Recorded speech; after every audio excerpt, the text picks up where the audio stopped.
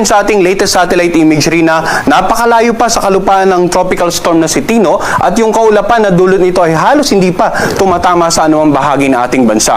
Kaninang alas 10 ng umaga, ang sentro ng bagyong si Tino ay tinatayang nasa layong 955 kilometers ang layo silangan ng Eastern Visayas. Taglay nito ang lakas ng hangin, umabot na hanggang 85 kilometers per hour malapit sa gitna nito at ang pagbugso ng hangin naabot naman hanggang sa 105 kilometers per hour. Sa ngayon, kumikilos ito sa direksyon pa west-northwest sa bilis naman na 30 kilometers per hour. So makikita nga natin, bagamat nasa loob na ito ng ating area of responsibility at nagsimula na nga tayo mag-issue ng tropical cyclone bulletin, ay wala pa itong inaasahang direktang epekto within the next 12 to 24 hours. Subalit dahil sa patuloy na inaasahan natin paglapit sa kalupaan ng ating bansa, nakataas ang tropical cyclone wind signal number 1 dito nga sa Eastern Samar, dito sa may bandang Dinagat, dito rin sa may bandang Siargao at Bukas Grande Island. So sa mga kababayan natin dito sa mga namagit na lugar, baka magtaka bakit tayo mayroong nakataas na wind signal sa inyong lugar.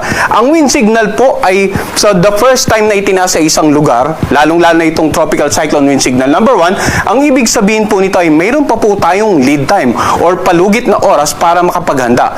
Within 36 hours, saka pa lang natin posibleng maranasan ang direktang epekto ng bagyong si Tino sa inyong lugar. Kaya't hanggat maaari, ngayon pa lamang po ay nabigyan na tayo ng abiso para simulan natin yung paghahanda, preemptive measures para maiwasan nga yung peligro ng bagyong si Tino habang patuloy itong lumalapit. Habang wala pa po, kailangang magbigay na tayo ng babala para makapaghanda po tayo. At asahan natin dyan sa patuloy na paglapit sa mga susunod na tropical cyclone bulletin ay madagdagan pa yung mga lugar na may wind signal bukod sa magkaroon pa po tayo ng mas mataas na wind signal. Ang tinataya po nating pinakamataas, posibleng umabot po ng tropical cyclone wind signal number 4 ang itataas natin sa nakararaming bahagi po ng Visayas sa mga susunod nating issuance ng tropical cyclone bulletin. Kaya mangyari lamang tutukan yung tropical cyclone bulletin na sa ngayon po ay ini-issue ng Pag-asa every 6 hours.